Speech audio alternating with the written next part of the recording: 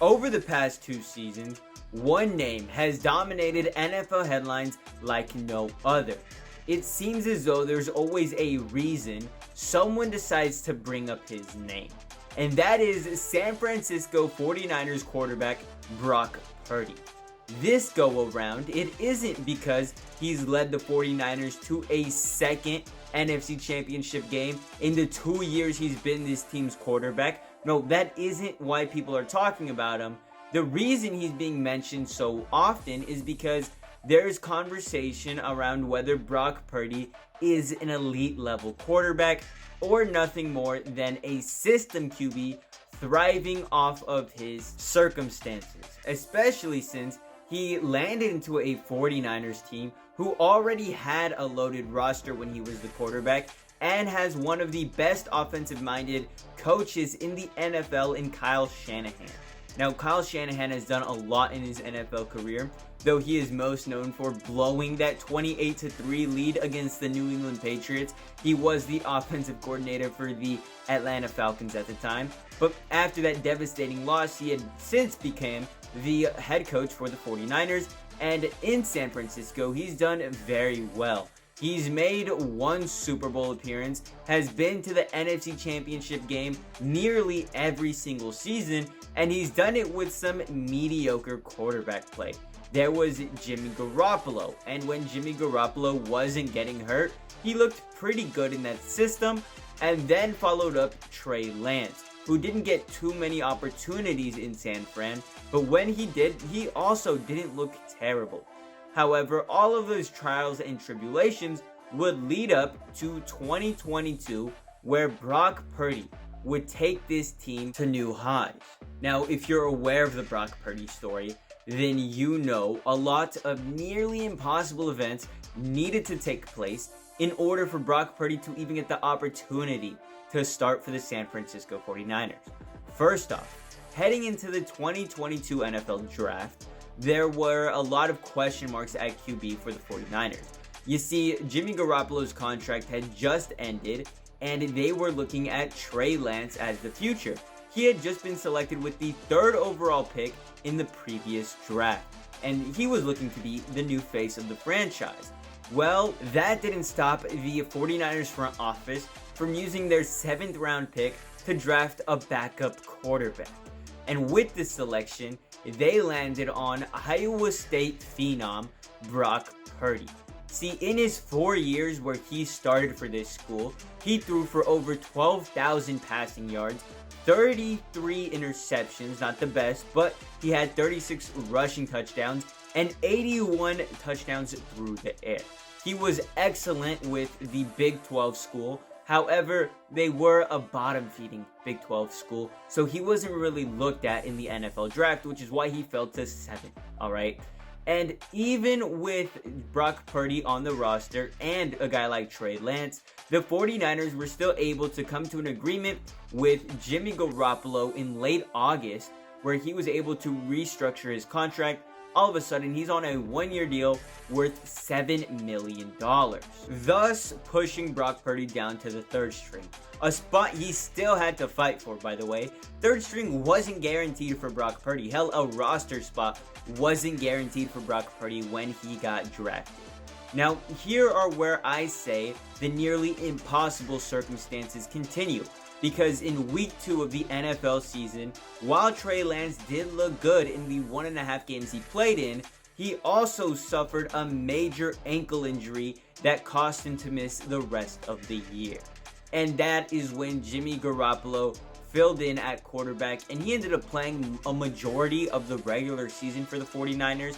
However, I say majority because by the time week 18 rolled around, he wasn't the quarterback anymore. Reason being, because in week 13 of that season, Jimmy Garoppolo himself suffered a broken foot, which meant he was done for the year.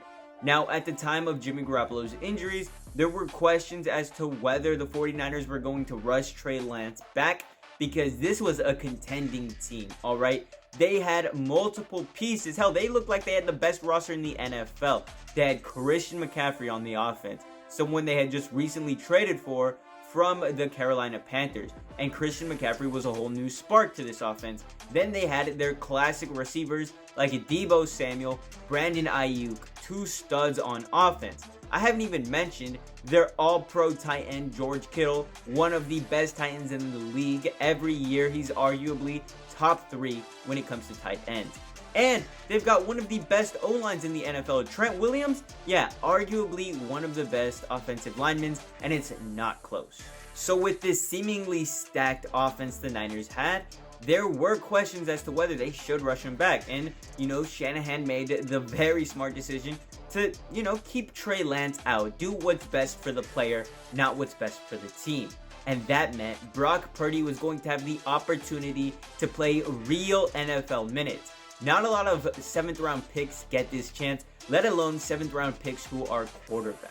And not only did the team look fantastic under Brock Purdy, they went undefeated in the regular season, which thus meant that the Niners were going to be playing postseason football. Another place where Brock Purdy, he thrived in. Remember, this guy is a rookie at the time.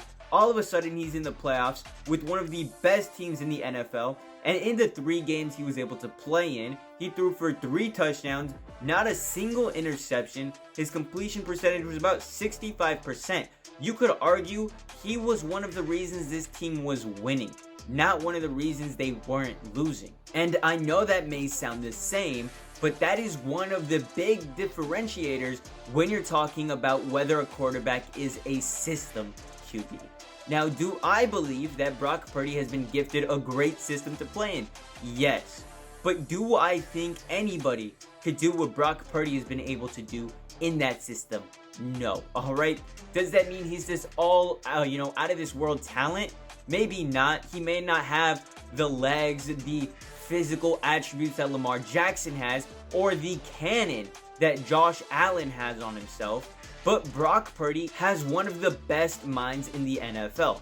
He was able to understand Shanahan's system his rookie season, alright? Not all of the players in the NFL can do that. Hell, they can't comprehend a much more simpler system than the one that Shanahan runs. You see, in 2023, this was Brock Purdy's first opportunity to be starter off the rip, okay? And in the 16 games he played in, the team went 12-4. He threw for about 31 touchdowns, 11 interceptions, a completion percentage of nearly 70, and 4,000 passing yards.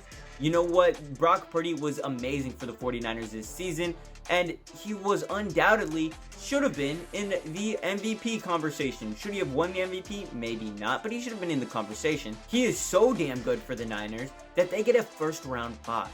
And this is where the divisional round comes into play, because we all saw the game. He went up against the Green Bay Packers in a game that was a lot closer than it should have been. And this is where the media begins to discredit Brock Purdy. He's not the reason they're this far.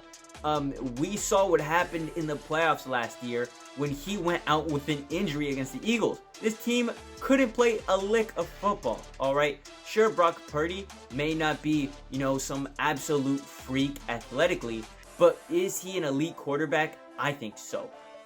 Hell, you put Sam Darnold as a starting quarterback all year, the team does not go 12-4, I'll tell you that much. You put Jared Goff in this system, he'll look pretty good. Will he look as good as Purdy? I don't think so. Alright.